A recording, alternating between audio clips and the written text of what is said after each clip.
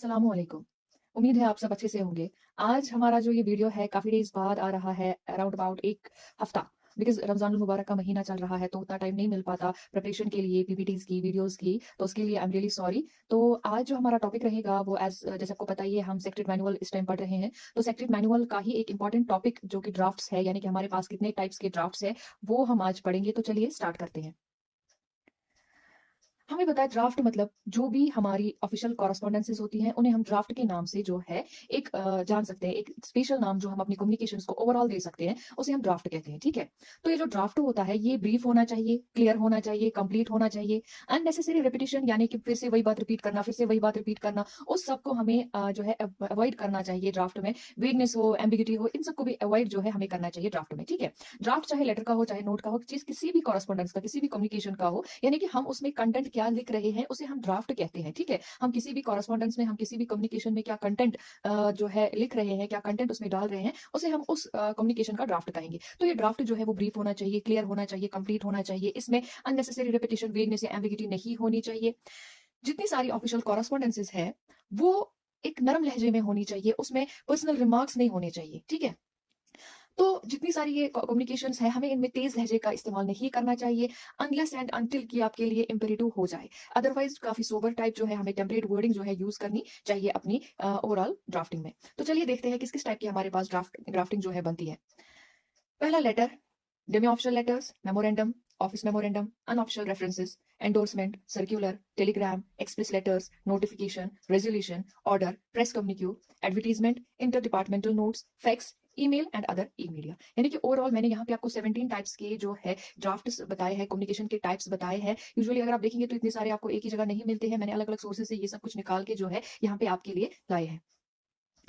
पहला हमारा है लेटर। मोस्ट कॉमन फॉर्म जो कॉरेस्पॉन्डेंस का है वो लेटर है, और ये लेटर जो है हम फॉर्मल कम्युनिकेशंस के लिए यूज करते हैं, चाहे वो कम्युनिकेशन गवर्नमेंट ऑफ इंडिया की के लिए बनाई गई हो, या एक गवर्नमेंट ने दूसरी गवर्नमेंट के लिए बनाई हो, या किसी डिपार्टमेंट ने दूसरी डिपार्टमेंट के लिए, या अपने सब ऑफिस वगैरह के लिए बनाई हो। तो लेटर जो है जब हमें फॉर्मल कम्युनिकेशन करनी होती है तब जाके ही हम लेटर का यूज करते हैं। लेटर हमेशा फर्स्ट पर्सन में लिखी जाती है, और इसे एड्रेस जो है किसको की जाती है, चाहे अगर हम सेक्रेटरी की बात करें तो सेक्रेटरी को, चाहे वहां पे फिर कमिश्नर सेक्रेटरी हो, प्रिंसिपल सेक्रेटरी हो, चीफ सेक्रेटरी हो, या फिर डायरेक्टर जैसे डिपार्टमेंट्स के एचओडीज होते हैं उनको, या एज द केस में भी उन्हें आप जो है एड्रेस करेंगे इसको। यानी कि ऊपर जो है लेटर जब आप स्टार्ट करेंगे तो स्टार्टिंग पे ही आप उस डेजिग्नेटी का नाम लिखेंगे, नाम आई मीन टू से डेजिग्नेशन लिखेंगे जिसे आप ये लेटर जो है एड्रेस कर रहे हैं। अगर आप चाहें तो एड्रेस में जो है नाम भी आप विद इन ब्रैकेट्स मेंशन कर सकते हैं, या बाय नेम अगर आप लेटर लिख रहे हैं तो उनकी डेजिग्नेशन आप अंडर ब्रैकेट जो है मेंशन कर सकते हैं। लेटर जो है उनमें जैसे मैंने अभी आपको बताया एक एड्रेस होना चाहिए, लेकिन एड्रेस के सबसे ऊपर जैसे कि हमारा पेज स्टार्ट होता है वहां पे कौन ये लेटर लिख रहा है, किन की तरफ से है, मतलब कि डिपार्टमेंट कौन सा है, उनकी एक हेडिंग होनी चाहिए। और जब आप लेटर लिखें तो लास्ट पे जो टर्मिनेशन हो वहां पे आप जो लिखने वाले हैं उनकी डेजिग्नेशन जो है वो होनी चाहिए। आप नाम भी डाल सकते हैं, दैट मीन जहां पे हम यूवर्स फेथफुली वगैरह लिखते हैं वहां पे आप किन की तरफ से ये लेटर लिखी जा रही है, चाहे डायरेक्टर है, चाहे डिप्टी डायरेक्टर है, चाहे सेक्रेटरी है, अंडर सेक्रेटरी है, प्राइवेट सेक्रेटरी है, एडिशनल सेक्रेटरी है, जिनकी तरफ से आप लिख रहे हैं, तो इस डिजिग्नेशन के ऊपर आप पहले नाम लिख लीजिए और उसके बाद डिजिग्नेशन। नाम जरूरी नहीं है, अगर आप नाम ना भी लिखना चाहिए तो वो भी चलेगा, बट डिजिग्नेशन लास्ट पे जरूरी होनी चाहिए कि ये लेटर कौन लिख रहा है। लेटर स्टार्ट जो है वो सैल्यूटेशन सारिया मैडम से होता है, और इसकी एंडिंग जो है यूअर्स फेथफुली से होती है। आप लेटर में जो है एक सब्जेक्ट भी हमें मेंशन करना पड़ता है, बॉडी कंटेंट के बगैर पहले ही हमें, जैसे आपने पहले एड्रेस लिख दिया कि किसको मुझे लेटर एड्रेस करनी है, उसके बाद आप जो है सब्जेक्ट लिखेंगे कि ये लेटर, इसमें जो कंटेंट है इसका सब्जेक्ट मैटर क्या है, और वो सब्जेक्ट जो है वो काफी ब्रीफ होना चाहिए, बट इस टाइप का होना चाहिए कि पूरा आइडिया मिले कि ये लेटर किसके रिलेटेड है। ठीक है, नेक्स्ट डेमी ऑप्शन लेटर, ये वो टाइप की कॉरेस्पॉन्डेंस है जो कि दो ऐसे ऑफिसर्स के बीच में की जाती है, या दो से ज्यादा ऑफिसर्स के बीच में की जाती है, जब आपको इंटरचेंज ऑफ ओपिनियन या इन्फॉर्मेशन विदाउट फॉर्मेलिटी मांगनी होती है। ठीक, यानी कि एक अंडर सेक्रेटरी दूसरे अंडर सेक्रेटरी को लिख रहा है, एक डायरेक्टर दूसरे डायरेक्टर को लिख रहा है। ठीक, और इसमें क्या होता है, लेटर तो हम फॉर्मल लिखते हैं उसमें हम पर्सनल अटेंशन नहीं मांगते, लेकिन यहाँ पे जो है हम सीख करते हैं पर्सनल अटेंशन। दैट मीन्स आप इक्वल डिजिग्निटी जो होते हैं, इक्वल पोस्ट जो होते हैं, उनके बीच में ये डेमी ऑप्शन लेटर लिखा जाता है, और इसलिए लिखा जाता है ताकि पर्सनल अटेंशन जो है वो मिल जाए। दैट मीन्स अगर ए जो है वो लेटर लिख रहा है बी को, तो ये जो दोनों सेम पोस्ट होल्ड करते हैं, तो ये इसलिए ये डेमी ऑप्शन लेटर बना रहा है, यानी कि डेमी ऑप्शन फॉर्म में इसलिए बना रहा है ताकि वो बी की पर्सनल अटेंशन जो है इनवाइट करे अपनी इस इशू के रिगार्डिंग, जो भी इस डेमी ऑप्शन में लिखा गया है। तो दैट मीन्स जहां पे आपको पर्सनल अटेंशन की जरूरत हो, और between equal post equal designation आप कोई कॉरेस्पॉन्डेंस कर रहे हो, जहां पे आपको फॉर्मेलिटी की जरूरत ना हो, कोडल प्रोसीजर्स की जरूरत ना हो, तो वहां पे आप जो है डेमी ऑप्शन लेटर का इस्तेमाल कर सकते हैं। ठीक है, नेक्स्ट जो इसमें हम पढ़ते हैं डेमी ऑप्शन लेटर में, वो ये है कि ये फर्स्ट पर्सन सिंगुलर में लिखी जाती है और काफी फ्रेंडली टोन होता है, बिकॉज मैंने बताया इक्वल डेजिग्नेट या सेम डेजिग्नेशंस के बीच में जो है ये लेटर लिखी जाती है, तो इसका टोन जो है काफी फ्रेंडली होना चाहिए। और इसमें जैसे हमने लेटर में देखा, हमने सर लिखा, मैडम लिखा, या रेस्पेक्टेड सर, रेस्पेक्टेड मैडम लिखते हैं वहां पे, तो यहाँ पे हम वैसे नहीं लिखते, यहाँ पे हम माई डियर सर लिखते हैं, या माई डियर उनका नाम, जैसे for example my dear ABC, my dear X Y Z, या डियर सर, ठीक है।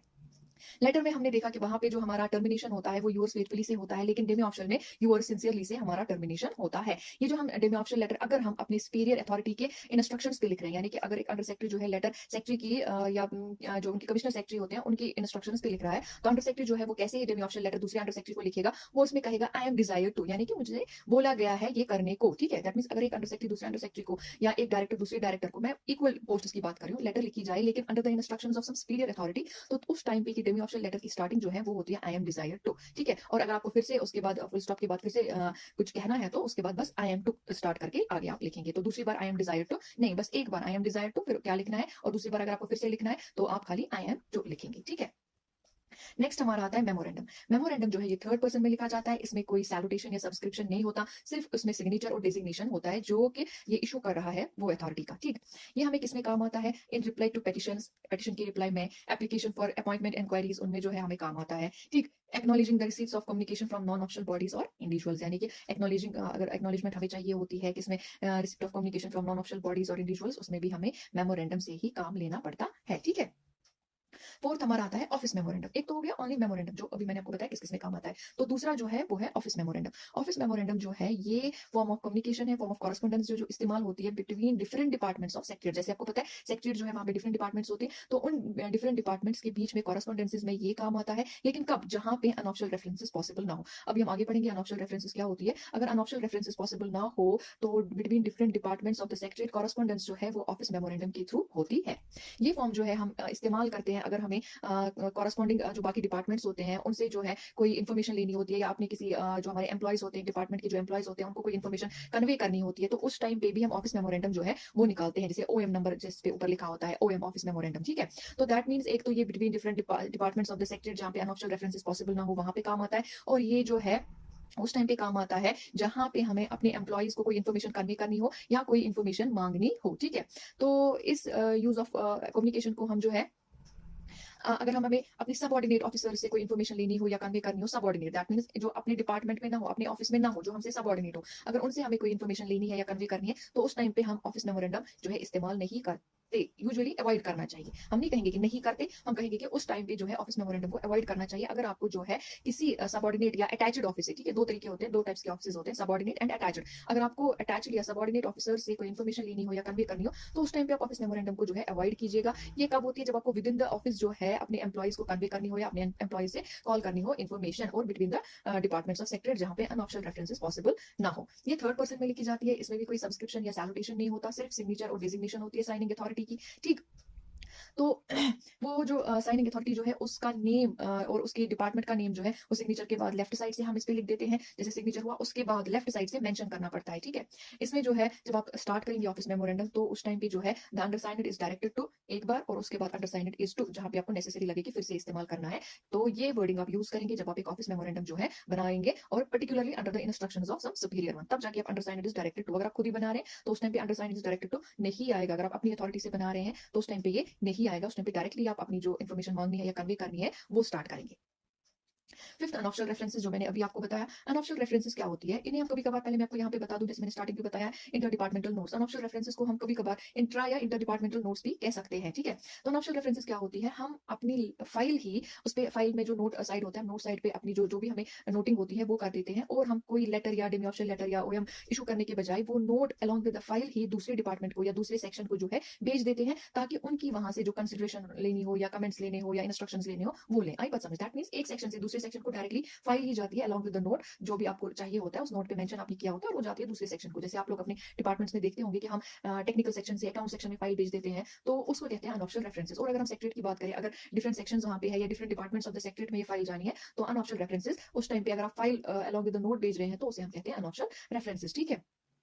तो वो जो दूसरा डिपार्टमेंट है जिन्हें आप फाइल भेज रहे हैं, या तो वो उसी नोट पे अपने कमेंट्स, अपने व्यूज़ जो है रिकॉर्ड कर सकते हैं, या तो अपना सेपरेट नोट जो है इसमें डाल सकते हैं। अलग से सेपरेट नोट इसमें लगा सकते हैं और उसमें अपनी व्यूज़ या अपनी कमेंट्स या अपनी रूलिंग्स वगैरह एंटर कर सकते हैं। आई होप आपको समझ आ रहा होगा। फिर उसके बाद नेक्स्ट एंडोर्समेंट। एंडोर्समेंट वो चीज़ होती है जब आपको एक डॉक्यूमेंट जो है ओरिजिनल में ही फॉरवर्ड करना होगा किसी और अथॉरिटी को या काफ़ी सारी अथॉरिटीज़ को, आपको वो सेम डॉक्यूमेंट भेजना होगा। तो उस टाइम पे हम क्या करते हैं काम, हम उस डॉक्यूमेंट को एंडोर्स करते हैं, ठीक है? यानी कि नीचे कॉपी टू लिख करके या copy of the overly forwarded to करके जो है नीचे हम नाम लिख देते हैं 1 2 3 4 करके और उसे भेज देते हैं, ठीक है? तो अगर ये इन्फॉर्मेशन जो जो भी आपकी कॉरेस्पॉन्डेंस है एक से ज़्यादा लोगों को पर्टेन कर रही है, एक से ज़्यादा सेक्शंस को या पूरे डिपार्टमेंट के सबऑर्डिनेट कंट्रोलिंग ऑफिसर से इन्फॉर्मेशन मांगनी है या उनको कन्वे करनी है, तो आप जो है उस टाइम पे सिंपली एंडोर्समेंट कर सकते हैं, ठीक है? उसके बाद है सर्कुलर। तो सर्कुलर तब इस्तेमाल होता है जब आपको कोई डिसीजन या इन्फॉर्मेशन कन्वे करनी होती है लार्जर मासेस को, या कोई इन्फॉर्मेशन लेनी होती है अपने सबऑर्डिनेट ऑफिसर से, ठीक है? जैसे सपोज एग्जांपल मैं आपको यहाँ पे बताऊंगी, आपको जी अपने सबऑर्डिनेट ऑफिसर से पूछना है, जो कि एचओडी है, एचओडी को अपने सबऑर्डिनेट ऑफिसर से पूछना है कि बताओ जी इस साल में, इस कैलेंडर ईयर में या इस फाइनेंशियल ईयर में कितने सारे बंदे रिटायर हो रहे हैं, तो वो कैसे हम उनसे लेंगे? तो हम एक सर्कुलर इशू करते हैं, उनमें हम अपने सारे सबऑर्डिनेट कंट्रोलिंग ऑफिसर से इन्फॉर्मेशन मांग लेते हैं, ठीक है? और सर्कुलर जो है कभी कभार अगर रिप्रेजेंटेशन इनवाइट करनी हो, क्रिटिसिज्म, ऑब्जेक्शन वगैरह या एडवाइसेस इनवाइट करनी हो लार्जर मासेस से या सबऑर्डिनेट स्टाफ से, उस टाइम पे भी हम सर्कुलर ही इशू कर सकते हैं, ठीक है? Next Telegram. टेलीग्राम अभी यूज़ नहीं होता। ये पहले ज़माने में जब हमारे पास ईमेल या टेलीफ़ोन वगैरह का दौर नहीं था, हमारे पास ये सब चीज़ें नहीं थी, तो उस टाइम पे जो है टेलीग्राम वगैरह यूज़ किया जाता था। इसे क्या करते थे हम, बाय यूज़िंग ए टेलीग्राफ हम मैसेज को कन्वे कर देते थे। इसका टेक्स्ट काफ़ी छोटा हम रखते थे, काफ़ी ब्रीफ होना चाहिए था, जितना पॉसिबल हो, सो दैट जो है ये जल्दी-जल्दी ट्रांसमिट हो जाए। उसके बाद एक्सप्रेस लेटर्स सेम है एज़ टेलीग्राम, एक्सेप्ट टेलीग्राम में मैसेज कन्वे की जाती थी टेलीग्राफ के थ्रू, ये in the form of letters होता है, ठीक है? तो क्या किया जाता था, इस फॉर्म को यानी एक्सप्रेस लेटर्स को जो है अर्जेंट केसेस में ही यूज़ किया जाता था, अदरवाइज़ डायरेक्टली टेलीग्राम ही यूज़ होता था। कोई सैल्यूटेशन या टर्मिनेशन इसमें हम इस्तेमाल नहीं करते हैं, ठीक है? नोटिफिकेशन। नोटिफिकेशन वो फॉर्म है कॉरेस्पॉन्डेंस का या वो फॉर्म ऑफ ड्राफ्ट है जहाँ जो हम तब इस्तेमाल करते हैं जब हमें रूल्स को नोटिफाई करना हो, delegation of powers, publications, orders regarding various issues, appointments etcetera. हमें जब इशू नोटिफाई करनी हो, यानी कि लार्जर मासेस को दिखानी हो या प्रिंट मीडिया में लोगों तक पहुंचानी हो, तो तब हम नोटिफिकेशन जो है इस्तेमाल करते हैं। ये नोटिफिकेशन जो है वो इम्पर्सनल होती है, इसकी वर्डिंग इम्पर्सनल होती है। उसके बाद रेज़ोल्यूशन। रेज़ोल्यूशन वो फॉर्म है कम्युनिकेशन का, कॉरेस्पॉन्डेंस का या ड्राफ्टिंग का, जिसमें हम डिसीजंस रिकॉर्ड करते हैं किसी भी गवर्नमेंट पॉलिसी की, या हम अगर कोई कमिटी हमने बनानी हो, कमीशन बनानी हो, views of the government on reports हो, उन सब की डिसीजंस जो है हम रिकॉर्ड करते हैं किसमें, in the form of resolution में। रेज़ोल्यूशन जो है वो यूजुअली पब्लिश कहाँ होते हैं, यानी कि ये डिसीजंस वगैरह पॉलिसी मैटर्स के रिलेटेड या कमीशंस के रिलेटेड कहाँ होते हैं पब्लिश, ये होते हैं गवर्नमेंट गैज़ेट में, ठीक। नेक्स्ट प्रेस कम्युनिटी और प्रेस नोट। एक प्रेस कम्युनिटी और प्रेस नोट जो है वो तब हम इस्तेमाल करते हैं जब हमें किसी डिसीजन पॉलिसी को जो है वाइडर पब्लिसिटी देनी होती है, यानी कि जबरदस्त पब्लिसिटी उसे दिलानी होती है, तब हम प्रेस कम्युनिटी या प्रेस नोट का इस्तेमाल करते हैं। प्रेस कम्युनिटी मोर फॉर्मल होता है, यानी ज्यादा फॉर्मल होता है as compared to press note, और ये प्रेस वाले खुद बनाते हैं। तो और लेकिन जो प्रेस नोट होता है वो हम खुद डिपार्टमेंट बनाता है और फिर वो प्रेस वालों को हैंड ओवर कर देता है ताकि वो उसे पब्लिश करे। वो उसे अपने हिसाब से कम प्रेस लार्ज या जो भी उनकी जो मतलब लेंथ ब्रेड्थ उसमें घटा बढ़ा सकते हैं। तो प्रेस कम्युनिटी जो है वो प्रेस वाले खुद ही बनाते हैं और प्रेस नोट जो है वो डिपार्टमेंट उन्हें बना के दे देता है, और ये तब इस्तेमाल किया जाता है जब हमें किसी पॉलिसी, डिसीजन या एक्शन ऑफ गवर्नमेंट को वाइड पब्लिसिटी देनी होती है, ठीक है? ऑर्डर। ऑर्डर वो फॉर्म है कम्युनिकेशन का जिसमें हम तब इसका इस्तेमाल करते हैं, आई मीन ऑर्डर वो फॉर्म है कम्युनिकेशन का जो हम तब इस्तेमाल करते हैं जब हमें इंस्ट्रक्शंस इशू करनी होती है इंटरनल एडमिनिस्ट्रेशन को रन करने के लिए। जैसे ग्रांट ऑफ लीव हुआ तो उसको हम ऑर्डर के थ्रू दे देते हैं, डिस्ट्रीब्यूशन ऑफ वर्क हुआ, ट्रांसफर्स हुई, सैंक्शंस हुई, तो वो सारी जो है हम बाय एन ऑर्डर इशू करते हैं। तो that means for issuing day to day instructions हम ऑर्डर का इस्तेमाल करते हैं, फॉर इशूइंग फाइनेंशियल सैंक्शंस हम ऑर्डर का इस्तेमाल करते हैं ना, बजट वगैरह जब हम इशू कर लेते हैं या जो भी हमारी फाइनेंशियल सैंक्शंस होती है उसमें बाय ऑर्डर हम इशू करते हैं। और अगर हमें गवर्नमेंट की अगर हमने जो गवर्नमेंट है या आपका डिपार्टमेंट है उन्होंने कोई डिसिप्लिनरी एक्शन ली कुछ केसेस में, ठीक है, तो उस डिसिप्लिनरी एक्शन को जो है हम किसके थ्रू नोटिफाई करते हैं, ऑर्डर के थ्रू, बिकॉज वो एक बाय ऑर्डर वो एक मतलब किसी पे इंप्लीमेंट होता है या किसी एम्प्लॉय पे वो चीज जो है इसके बाद इंप्लीमेंट होने वाली होती है, तो वो लेटर वगैरह से नहीं कर सकते, वो हम डायरेक्टली एक ऑर्डर के जरिए करते हैं। यानी कि अगर डिसिप्लिनरी एक्शन लेनी हो किसी के रिलेटेड तो वो भी बाय ऑर्डर ली जाती है, ठीक है। उसके बाद एडवर्टीजमेंट। एडवर्टीजमेंट तो ऐसे भी काफी कॉमन चीज है, अगर हमें गवर्नमेंट की policies, matters, operational matters, recruitment, employment scheme, scholarships वगैरह को जो है जनरल पब्लिक तक पहुंचाना होगा, यानी कि जनरल पब्लिक की अवेयरनेस करनी होगी, तो उस टाइम पे हम जो है एडवर्टीजमेंट का सहारा लेते हैं। एडवर्टीजमेंट दो टाइप्स के होते हैं, ऑडियो विजुअल्स या रिटन या बोथ, यानी कि दोनों तरीकों से एडवर्टीजमेंट हम कर सकते हैं, यानी कि रिटन एडवर्टीजमेंट या ऑडियो विजुअल्स यानी वीडियोस बना के या ऑडियोस बना के, यानी कि आप जो है किसी भी तरीके से ऑडियो विजुअल बनाओ, ऑडियोस बनाओ, विजुअल्स बनाओ या रिटन टाइप्स की हो, आप किसी भी तरीके से एडवर्टीजमेंट जो है बना सकते हैं। दैट मीन्स ये फॉर्म तब हम यूज करते हैं जब हमें पब्लिक अवेयरनेस क्रिएट करनी होती है किसी गवर्नमेंट पॉलिसी या किसी स्कीम या ऑपरेशनल मैटर या स्कॉलरशिप वगैरह के लिए, दैट मीन जनरल अवेयरनेस के लिए। नेक्स्ट हमारे पास आता है फैक्स। फैक्स तो एक ऐसा मतलब फैक्स एक मशीन है जिसे हम हमें फैक्स एक मशीन है, एक इलेक्ट्रॉनिक मशीन होती है। ये फैसिलिटी हम तब इस्तेमाल करते हैं जब हमें कोई डॉक्यूमेंट सेंड और रिसीव करना होता है for quick response from the other and. यानी हम क्या करते हैं काम, अगर हमें लेटर बनाई, अब हमें दूसरे सेक्शन को या सबऑर्डिनेट कंट्रोलिंग ऑफिस को भेजना है या दूसरे डिपार्टमेंट को भेजना है, तो उसमें थोड़ा वक्त लगता है। तो फैक्स जो है वो एक ऐसी मशीन है जिसके थ्रू हम काफी जल्दी विद इन सेकेंड्स जो है ये डॉक्यूमेंट दूसरे एंड तक पहुंचाते हैं। ये इलेक्ट्रॉनिक मीडिया के थ्रू ही काम होता है। ये आप कहेंगे ये क्या है, मतलब ये क्या बोल रही है, तो ये इलेक्ट्रॉनिक फैसिलिटी है हमारे पास इस टाइम पे, सो दैट जो क्विक रिस्पॉन्सेज हमें मांगने होते हैं, हमें क्विक रिस्पॉन्सेज चाहिए होते हैं, चाहे अपने सबऑर्डिनेट डिपार्टमेंट से या जिनको भी हम भेज रहे हैं, तो उस टाइम पे जो है हम फैक्स फैसिलिटी का यूज कर लेते हैं। ठीक है, that means it's a facility actually, it's not a form of communication, it's not a form of draft, it's not a form of draft, but secret manual में फैक्स भी लिखा गया था, तो मैंने यहाँ पे फैक्स भी लिखा। It is actually not a form of draft, it is a facility to send और receive your any type of draft. ठीक है, जो भी आपका ड्राफ्ट है, जो भी आपकी कम्युनिकेशन है, उसको सेंड और रिसीव करना with in fraction of time, उसमें ये फैसिलिटी काम आती है। Otherwise it is not a form of draft. ठीक है, लेकिन जब आपकी टाइप्स ऑफ ड्राफ्टिंग आएंगी तो आप वहां पे फैक्स भी लिख सकते हैं। ठीक है। Email and other E communications. Email आपको पता है पेपरलेस फॉर्म ऑफ कम्युनिकेशन है जो डिपार्टमेंट्स और गवर्नमेंट ऑफिस तब यूज करते हैं जब उनके पास इंटरनेट फैसिलिटी हो, यानी कि खाली वो वाली गवर्नमेंट ऑफिस या डिपार्टमेंट्स यूज कर सकते हैं जिनके पास ईमेल, जिनके पास इंटरनेट फैसिलिटी हो, जिनके पास कंप्यूटर्स हो या जिनके पास स्मार्टफोन्स लैपटॉप्स वगैरह हो, वो ई कम्युनिकेशन यानी ईमेल्स का यूज कर सकते हैं। ईमेल एक इलेक्ट्रॉनिक तरीका है अपनी इन्फॉर्मेशन को भेजने का, अपनी इन्फॉर्मेशन को रिसीव करने का, कॉरेस्पॉन्डेंसेस को इसके थ्रू भी हम बना सकते हैं। आपको पता है ईमेल में जो है एक बॉक्स होता है जिसमें हम लिखते हैं, चाहे आपका मेमोरेंडम हो, अनऑफिशियल लेटर हो, जो भी आपको आप आराम से हर कोई फॉर्म ऑफ ड्राफ्ट उसमें लिख सकते हैं। तो ईमेल जो है वो एक इलेक्ट्रॉनिक जरिया है आपकी डिफरेंट टाइप्स ऑफ कॉरेस्पॉन्डेंसेस को सेंड और रिसीव करने का। और इसके साथ साथ हमारे पास और जरिए हैं इस टाइम पे ई कम्युनिकेशन के, जिसमें व्हाट्सएप, टेलीग्राम, मैसेंजर, इंस्टाग्राम वगैरह जो है वो आ जाते हैं। दैट मीन्स फैक्स, ईमेल और ई कम्युनिकेशंस के मीन्स जो है वो एक्चुअली ड्राफ्ट्स के अंडर नहीं आएंगे, बट हम इनको यूज करते हैं to send and receive drafts, तो हम इनको यहाँ पे मेंशन कर सकते हैं। और इनका मेंशन करना भी जरूरी था कि अगर ये फॉर्म ऑफ ड्राफ्ट है तो हम ये कैसे भेज सकते हैं। ठीक है, दैट मीन्स एक्चुअल ड्राफ्ट तो नहीं है, ये फॉर्म ऑफ ड्राफ्ट, मैं फिर से रिपीट कर रही हूँ, फैक्स और ईमेल फॉर्म ऑफ ड्राफ्ट नहीं है, लेकिन क्योंकि आजकल का जो जमाना है इन्हीं कम्युनिकेशंस के थ्रू चलता है, इन्हीं मीडिया के थ्रू चलता है, इन्हीं मीन्स के थ्रू हमारा जो है day to day work mostly आजकल होता है, तो इनका मेंशन करना काफी जरूरी था यहाँ पे। तो जब आपका क्वेश्चन आए तो आप वहाँ पे फैक्स और ईमेल भी आराम से मेंशन कर सकते हैं। ठीक है, विद दिस हमारा आज का लेक्चर जो है यहाँ पे खत्म होता है। आई होप आपको समझ आया होगा। अगर मैंने थोड़ा तेज तेज पढ़ा होगा या मैंने थोड़ा तेज तेज बोला होगा, बिकॉज रमजान मुबारक का महीना है तो अभी तरावी का टाइम हो जाएगा, इसलिए मैंने थोड़ा आज क्विकली आपका ये वीडियो जो है प्रिपेयर किया। आई होप आपको समझ आया होगा। अगर समझ नहीं आया होगा, जो कंटेंट इसमें आपको देखने को मिल रहा है, तो आप उससे भी जो है पिकअप कर सकते हैं। अगर कोई क्वेरी या कोई कमेंट होगा तो आप प्लीज कमेंट सेक्शन में कर दीजिएगा, या फेसबुक पेज आपको पता ही है, वहाँ पे आप मुझे टेक्स्ट कर सकते हैं। And once again I request you, अगर आपने चैनल को सब्सक्राइब नहीं किया तो प्लीज आप चैनल को सब्सक्राइब कीजिएगा, बिकॉज अब तो फाउंडेशन कोर्स और sector distance training course same ही रहा, तो जो भी आपसे हम पढ़ेंगे तो वो दोनों के लिए हर हाल में अब बराबर ही रहेगा। अब कोई ये नहीं है कि क्या क्या सेम है, अब तो सब सेम ही है दोनों कोर्सेज के लिए, और अब दोनों कोर्सेज का नाम भी एक ही हो गया है, सेक्टर डिस्टेंस ट्रेनिंग कोर्स। तो I request you all video को प्लीज लाइक और शेयर करें और ध्यान से देखें। Thank you.